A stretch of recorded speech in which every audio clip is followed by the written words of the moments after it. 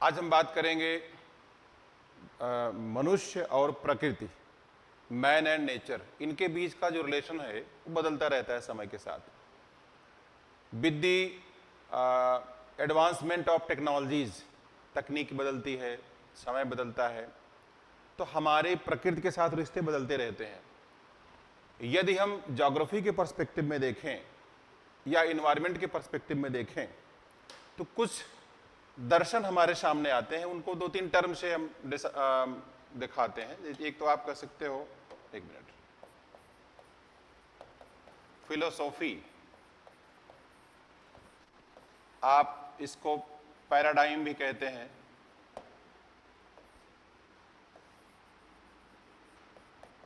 Concepts, तो the basic philosophies, concepts, paradigms in geography or in environment, कैसे समझेंगे हम?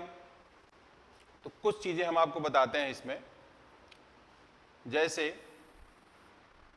समय के साथ, टाइम टू टाइम कैसे चेंज आता है। सबसे पहले आप देखो मिस्टिसिज्म, इसे हम कह सकते हैं रहस्यवाद। रहस्यवाद, व्हाट इज मिस्टिसिज्म? हमें जब नहीं पता था कि हमारे बाहर क्या है, यानी कि जैसे हम इंडिया में हैं, कुछ लोग अगर दिल्ली से बंबई जाते थे विदेश कहते थे। फिर थोड़ा एडवांसमेंट और आया कि भाई अपना देश तो देश ही है, अगर हम इंग्लैंड जाते हैं तो विदेश है। आगे चलकर धीरे धीरे आ गया कॉन्सेप्ट ग्लोबल विलेज का, जिसे आप कहते हैं ग्लोबलाइजेशन। लेकिन एक समय ऐसा था हमें नहीं पता था कि कौन कौन सी फिनोमेना होती हैं जो हमारे बाहर, हमारी दुनिया के बाहर हैं। उसको क्या कहते हैं? मिस्टिसिज्म, रहस्यवाद। जैसे आप इलियड पढ़ो, ओडिसी पढ़ो, ये दोनों होमर की किताबें हैं। होमर लिखते हैं कि आकाश खंभों पर टिका है, आकाश खंभों पर टिका है। Sky is standing on pillars and our earth is surrounded by ocean river. हमारी जो पृथ्वी है, पृथ्वी वो चारों ओर ओशन रिवर से घिरी है। इसको बोलते हैं ओशन रिवर, सागर सरिता। लेकिन आज आप जानते हैं कि earth is not spherical, it is like orange, जिसको आप जियोइड बोलते हैं आजकल, और वो लटकी हुई है आकाश में, और एक फोर्स काम कर रहा है और वो सूरज की परिक्रमा करती है। लेकिन उस समय रहस्यवाद था। जैसे आप कहते हैं चंद्रमा पर बुढ़िया चरखा काट रही है, जबकि आपको पता है कि वहाँ जो गड्ढे हैं और सूरज की रोशनी प्रॉपर नहीं पहुंच पाती, तो शेड की वजह से ब्लैक दिखाई पड़ता है। तो यहां पर हमारे नेचर के साथ जो रिलेशन था, उसमें विचार कौन सा कार्य कर रहा था? मिस्ट्री, रहस्य। चलो आगे देखते हैं दूसरा कॉन्सेप्ट। मिस्टिसिज्म का जो समय था वो नियर अबाउट ईसा के कुछ साल पहले, कुछ साल बाद तक। हालांकि इनोवेशन हो रहा था, डिस्कवरीज हो रही थी, लेकिन वो इतने ब्रॉड लेवल पे नहीं हो रही थी। लेकिन एक समय ऐसा आया कि जब पूरी तरीके से वह इनोवेशन भी रुक गया, जिसे हम कहते हैं डार्क एज। डार्क एज माने अंधकार युग, अंधयुग, अंधयुग। यानी पूरे यूरोप में साइंटिफिक नॉलेज रुक गई। अगर कोई धर्म के खिलाफ बात करता था उसको जेल में डाल देते थे। गैलीलियो का नाम सुना होगा आपने, या ऐसे ही कई लोगों का नाम है। लेकिन इसी सेम टाइम में अरब में ढेर सारे जोग्राफर्स आए हैं जिन्होंने काम किया है। जैसे इब्न खालदून है, अल इद्रिशी हैं, इब्न बतूता हैं, है ना, ढेर सारे लोग काम किए हैं उसमें। अल मसूदी हैं। और यहां पर जो देखो, जो कोई भी खोज हम करते हैं, कहते आवश्यकता आविष्कार की जननी है, जरूरत के हिसाब से। अब अरब में बेसिक अमेनिटीज कम थी, खाने पीने की सुविधाएं कम थी, पानी कम था, तो लोग उनकी सुविधाओं की खोज के लिए बाहर जाते थे। तो बाहर जाना है तो उनको नक्शा चाहिए, मैप, उनको दिशा जानना है। तो जैसे नोमोन का आविष्कार हुआ था, नोमोन यानी कि दिशा सूचक यंत्र, दिशा को बताने वाला। और जो धरती के तमाम हिस्से हैं, जैसे धरातल का नेचर होता है, कहीं चारागाह है और पेस्टोरल एक्टिविटी होती है, कहीं पर बिल्कुल बंजर है, बिल्कुल इनफर्टाइल लैंड है, या कहीं पर नदी है। जब हमें नीड होती है तो उसके लिए हम जाते हैं बाहर, और तो नई नई बातें नजर आती हैं। कोई गाय चराने गया, भैंस चराने गया, तो वहां कुछ और देखा। तो एक जिज्ञासा भी काम करती है, एक परिस्थिति भी काम करती है। तो परिस्थिति से ये यहां पर डेवलप हुआ अरब में। लेकिन यहां पे क्या था? यहां पे था डोमिनेंस ऑफ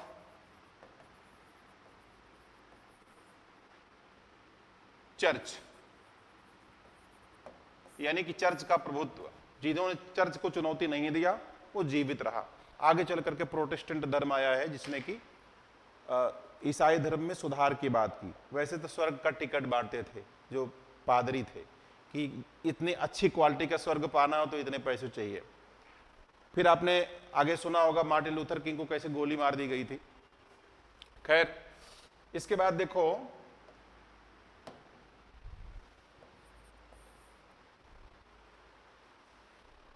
वैसे तो पाषाण युग से, स्टोन एज से, चाहे पैलियोलिथिक हो, मेसोलिथिक हो, नियोलिथिक हो, हमारा नेचर के साथ जो रिलेशन था वो था on the basis of our need, site and situation, जो भी आप कह लो। आदमी पहाड़ों में रहता था, गुफाओं में रहता था, पहाड़ों पे रहता था, पेड़ों पे रहता था, पत्तों की छाल इस्तेमाल करता था। लेकिन ये सब चीजें अनजाने में भी करता था, नीड की वजह से भी करता था, लेकिन पता नहीं था कि रियल में नेचर में कौन से नियम काम करते हैं, कौन क्या है। तो जो भी घटना होती थी उनको क्या मानते थे, कोई भगवान है, कोई देवी है, समथिंग ऐसे करके। अब बहुत समय तक ये चीज चली आई। उसको कंबाइंड तौर पे हम लोग बोलते हैं डिटर्मिनिज्म, या इसको हम लोग बोलते हैं नियतिवाद।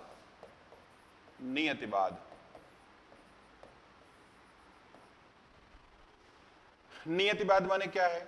नियति माने प्रकृति, नियत होना, फिक्स हो जाना। हम कुछ भी करें होगा वही, वही जो राम रचि राखा। जैसे एग्जाम्पल के तौर पे कोसी नदी है, Kosi river, even now it is said as sorrow for Bihar. इसको बिहार का शोक कहते हैं। शोक क्यों कहते हैं? जब हर साल बाढ़ आती है, बाढ़ में ढेर सारे मकान उकान सब उसमें पानी भर जाता है, बह जाते हैं, तो बिहार का शोक बोलते हैं। अच्छा, टेनेसी नदी थी अमेरिका में, दामोदर नदी थी बंगाल में, दामोदर, इसे कहते थे सारो फॉर बंगाल। लेकिन हाँ, ये था क्या? ये था कि we are controlled by nature, यानी हमें प्रकृति जो है कंट्रोल करती है, नियंत्रित करती है। इसे आप कह सकते हैं this is concept of dominance of nature, यानी प्रकृति की प्रबलता का सिद्धांत। प्रकृति की प्रबलता, प्रकृति प्रबल है।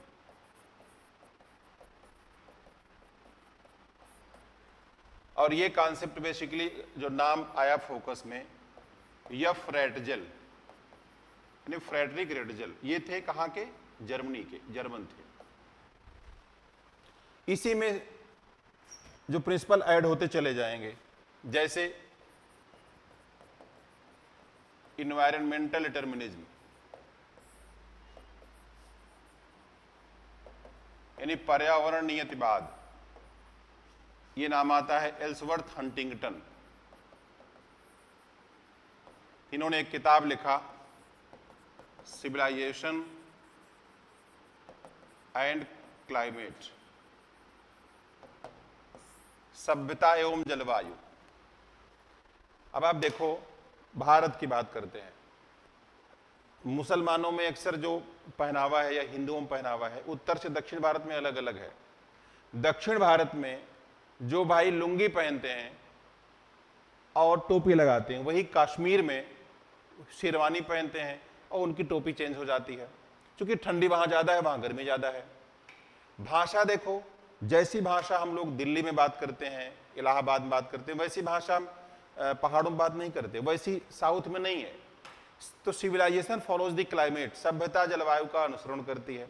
सभ्यता मतलब ये जो हमारा रहन सहन है, हमारी भाषा है, हमारा पहनावा है, किसका असर है? जलवायु का असर है।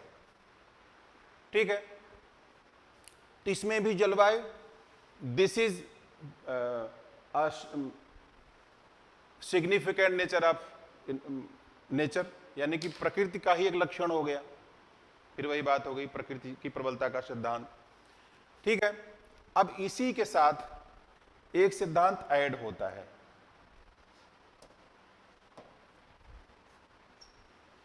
चलो इसी में जोड़ करके तब बताते हैं। डार्विन का कॉन्सेप्ट, डार्विनियन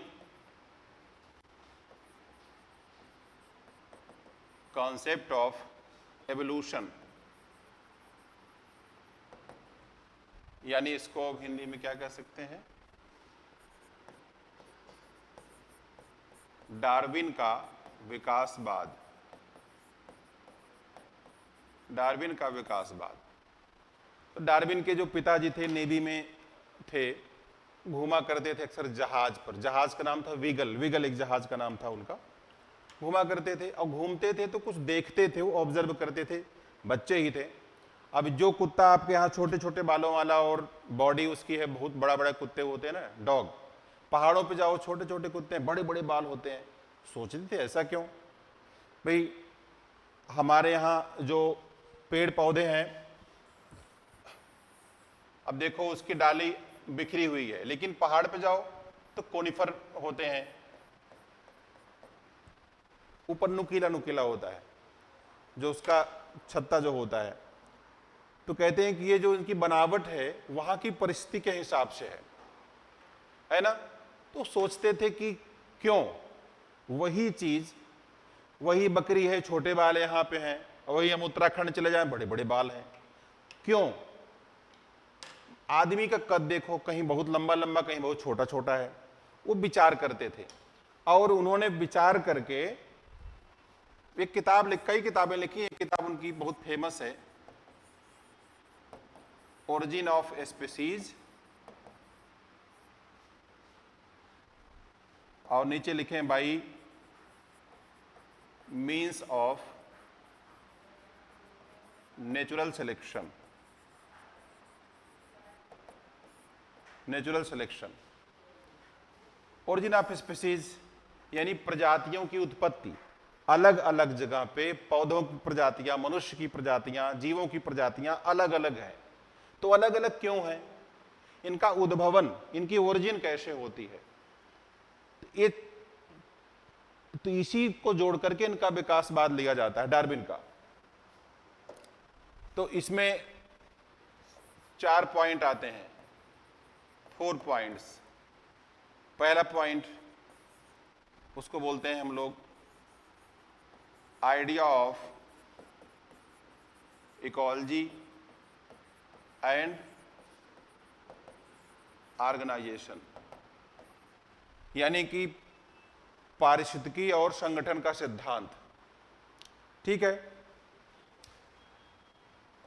अब देखो पहले चारों लिख देते हैं हम। दूसरा, चांस अक्रेंस ऑफ इवेंट्स।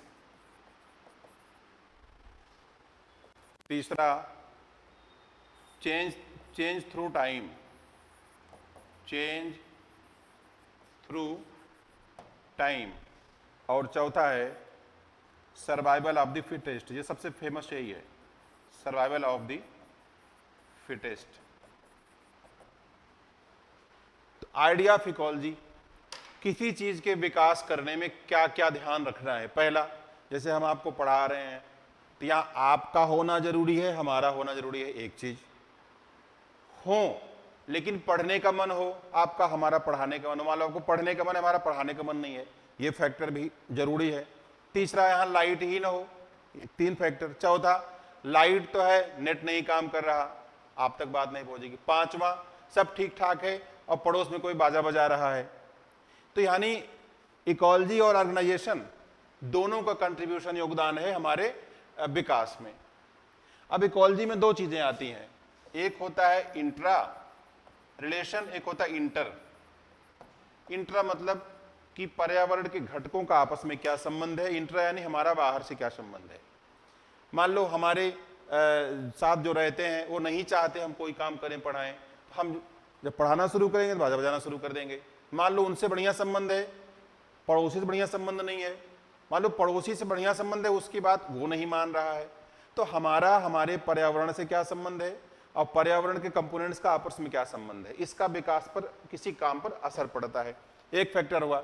दूसरा, चांस अकरेंस ऑफ इवेंट्स, कोई भी इवेंट होती, घटना, तो चांस अकरेंस, कई घटनाओं का एक मिला जुला रूप होती है। तो जैसे हमने बताया कि संबंधों का प्रभाव पड़ता है, वैसे ही कई घटनाएं मिलकर घटना बनाती हैं। जैसे मैं बताया, हमारा आपका होना एक घटना, बिजली का होना दूसरा, कई घटनाएं मिलकर के तब हम पढ़ा रहे हैं, तब टीचिंग हो रही है। तीसरा, चेंज थ्रू टाइम, समय के संदर्भ में परिवर्तन, कुछ समय लगता है। बच्चे को 4 महीने से में पेट से बाहर निकाल लो, बच्चा निकलेगा ही नहीं, समय देना पड़ेगा, कोई चीज तब डेवलप होगी। तो जहां पर सही मात्रा में पानी नहीं है, सही मात्रा में हवा नहीं मिल रही है, वो पौधे नहीं डेवलप होते।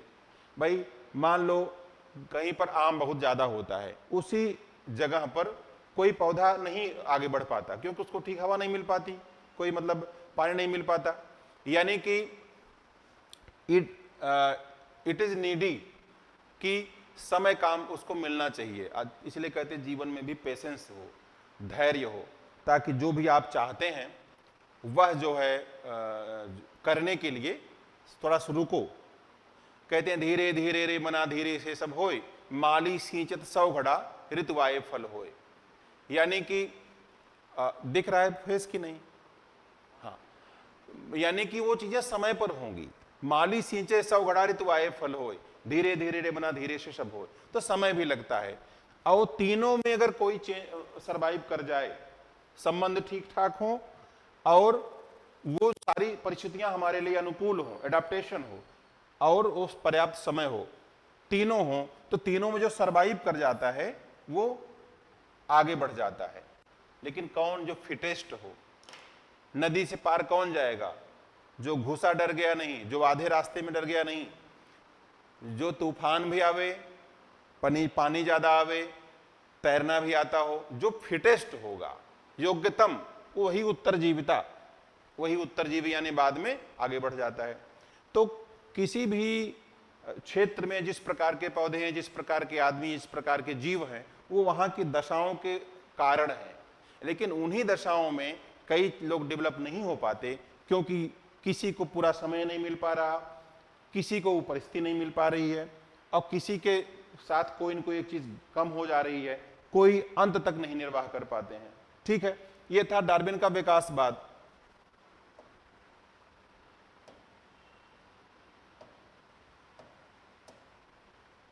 अच्छा, अब इसके बाद जो है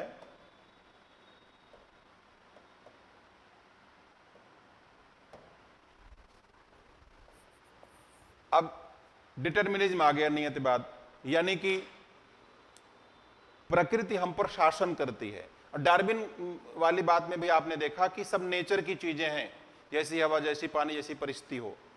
लेकिन एक समय ऐसा आया जब आपने देखा कि नदियों पर बांध बनने लगे, बिजली बनने लगी, वही नदी जो अभिशाप थी वरदान बन गई। तो यह सिद्धांत आया पॉसिबिलिज्म। पॉसिबिलिज्म यानी इसे हम कह सकते हैं संभववाद। संभववाद ये फ्रांस के विद्वान थे, पॉल विडाल डीला ब्लास,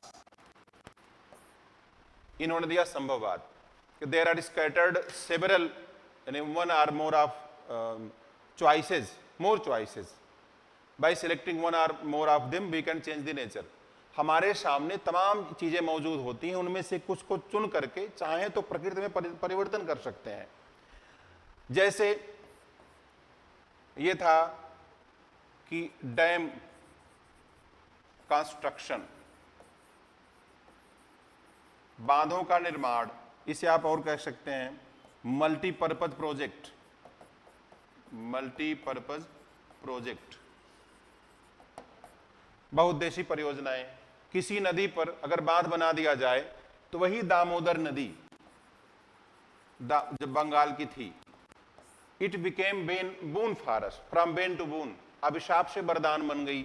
देखो अब अगर बांध बना तो सबसे पहले क्या हुआ, बाढ़ का नियंत्रण, फ्लड कंट्रोल, ठीक, बिजली बनी, इलेक्ट्रिसिटी।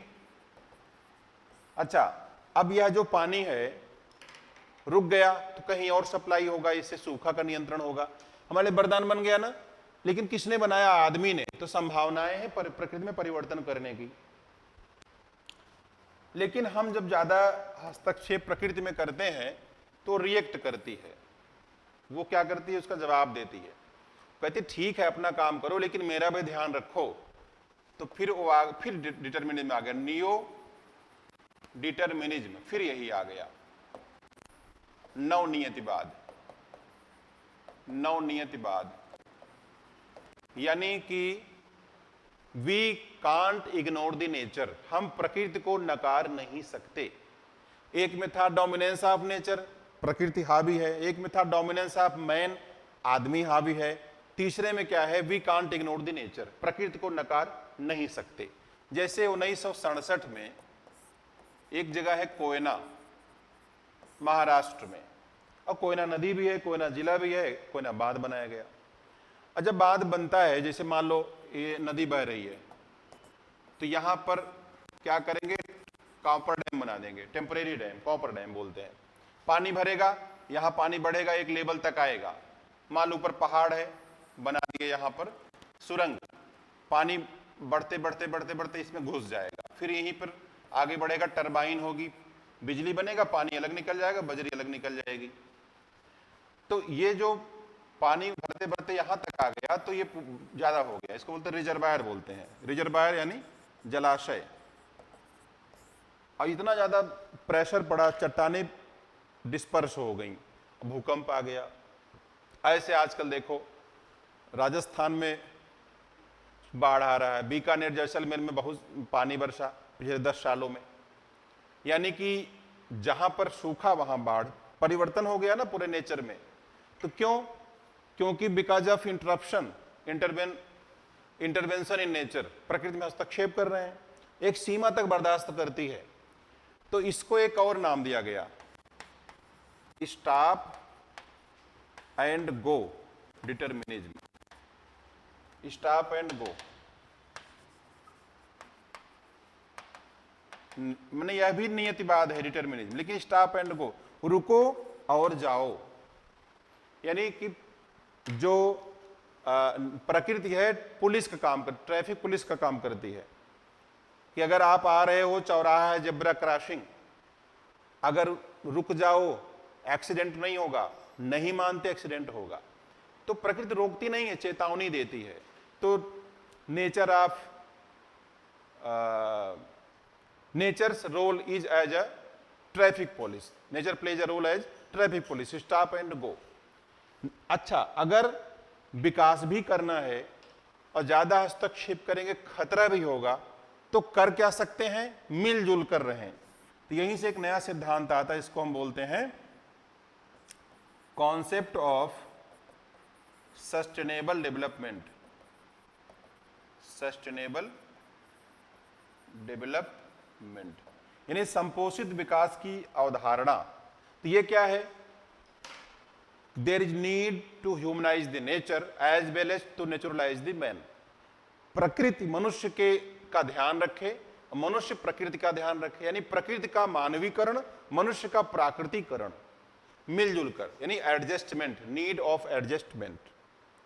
ठीक है, तो यही सिद्धांत का जो अगला चरण था वो था इकोलॉजिज्म।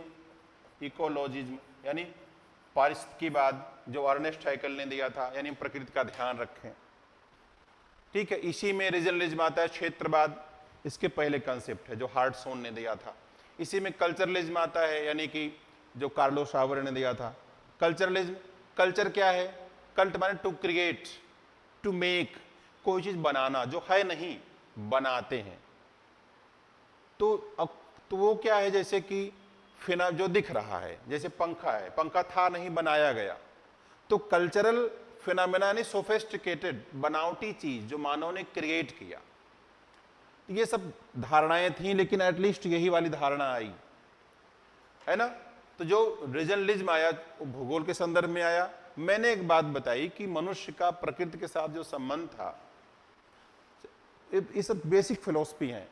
इसी ट्रैक पे आपको पढ़ना, इसी तरीके से आपको पढ़ना है। आगे चल करके इसमें 2-3 बातें हम जोड़ देंगे, ऐसे बता दे रहे हैं आज कि जैसे 1945 के आसपास जब सेकेंड वर्ल्ड वार होता है, 39 से 45, 6 साल तक बहुत सारा नुकसान होता है पूरे वर्ल्ड लेवल पे। तो विचार होता है कोई भी सब्जेक्ट पढ़ो तो कुछ फायदा होना चाहिए। आप गणित में साइन कास थीटा पढ़ते हैं, कोई इस्तेमाल नहीं है उसका। तमाम चीज़ें आप ऐसी पढ़ते हैं कि नंबर कम हो जाता है, जिंदगी में कभी इस्तेमाल नहीं हो पाता उन चीज़ों का। लेकिन जब सेकेंड वर्ल्ड वार हुआ, द्वितीय विश्व युद्ध, विचार हुआ विषयों की उपयोगिता के दृष्टिकोण से उनको पढ़ा जाए। तो ज्योग्राफी में भी ऐसे आया था, उसको बोलते हैं, इयान बर्टन का कंसेप्ट था प्रत्यक्षवाद, पॉजिटिविज्म, और उन्होंने दिया था मात्रात्मक क्रांति, क्वांटिटेटिव रिवोल्यूशन, वो जो प्रत्यक्षवाद में आया। प्रत्यक्षवाद मतलब जो अगस्ट काम्टे ने बहुत पहले 1836 में दिया था, बिगिनर सर्किल ऑफ फिलोसोफर्स में। तो उन्होंने बताया था कोई भी सब्जेक्ट साइंटिफिक होना चाहिए ताकि लंबे समय तक सर्वाइव कर सके, और उसके लिए गणितीय सांख्यिकी विधियों का प्रयोग कर सकते हैं। तो फिर पूरी धरती को कैसे नापेंगे? थोड़े में बहुत धरती है, तो आप स्केल, मैपिंग, पैमाना वैमाना बनाएंगे, तब भाई 1 सेंटीमीटर बराबर 10 किलोमीटर, तो पूरी धरती का मैप बनाएंगे। तो मॉडल आ गया, मॉडल से ग्लोब आ गया। लेकिन अब भूगोल में अगर आदमी को अगर निकाल दो तो भूगोल नहीं है। अब आदमी को किसी विधि से आप माप नहीं सकते, एक आदमी 10 आदमी रहते हैं। तो इसलिए वहां से बिहेवियरलिज्म आया, व्यवहारवाद। व्यवहारवाद खंडित हुआ क्योंकि आदमी को आप समझ नहीं सकते। तो आया तो मार्क्सवाद का प्रभाव हुआ, मार्क्सिज्म का। तो स्ट्रक्चरलिज्म यानी कि संरचनावाद, कि आदमी असलियत जो है, reality is hidden under several layers, कई परतों में छुपी होती है। फिर यहीं से रेडिकलिज्म यानी कि क्रांतिकारी विचार आ गए, आमूलचूल परिवर्तन की आवश्यकता है। अब सरकार कह रही है इतना हमने बांग्लादेश को दे दिया, इजराइल को दे दिया, पैलेस्टीन को दे दिया, अफगानिस्तान को दे दिया, यहाँ लोग खाने भूखे मर रहे हैं। तो उत्पादन हुआ तो गया कहाँ? सरकार कहती गंगा सफाई पे इतनी परियोजनाएं चला दी, इतना पैसा खर्च कर दिए मंत्रालय, जो जल संसाधन मंत्रालय है, लेकिन यमुना जी दिल्ली में है, आप देखो पानी बजा रहा है। तो सही तरीका क्या है समझने का सरकार ने क्या किया? तो डी.टी. हर्बर्ट ने एक मॉडल दिया कि फ्रॉम कंजम्पशन टू प्रोडक्शन। पहले क्या था, कागज पर इतनी उपज हो गई, आप मान लिए इतनी योजनाएं, इतने करोड़ की योजनाएं, देखो सरकार बोलती ना इतने 1000 करोड़, अब कुछ मिल ही नहीं रहा। तो व्यक्ति से मिलो, अंतिम व्यक्ति से कितना मिल रहा है, फिर देखो कितना बांटा गया था, फिर कितना प्रोडक्शन हुआ था, उत्पादन। ये तरीका है पढ़ने का, रेडिकलिज्म। और फिर उसके बाद अब आ गया उत्तर आधुनिकतावाद, पोस्ट मॉडर्निज्म। यानी कि अब पहले क्या थे ना कि ठकुरैया अलग, ठाकुर साहब, पंडित जी का पंडितान अलग, यादव जी का यादव का पूरा अलग। लेकिन अब नहीं, अब डीएम साहब का मकान है, नीचे मोती जो है जूता बना रहा है। इसको बोलते हैं उत्तर आधुनिकतावाद, पोस्ट मॉडर्निज्म। यानी कि जैसे म्यूजिक में होता है ना, सा रे गा मा पा धा नी सा, उतार चढ़ाव सब मिल करके म्यूजिक बनते हैं। अब एक कंपोजिट कल्चर आ गया है, तो कंपोजिट बिहेव आ गया है हर विषय में। तो मानव के हमारे पर्यावरण से क्या संबंध है वो समय के साथ बदलते रहे हैं। तो ये तरीका है इसको समझने का। ठीक है, तो बाकी हम लोग बात करेंगे नेक्स्ट पार्ट में। Best of luck. Amit, close करो।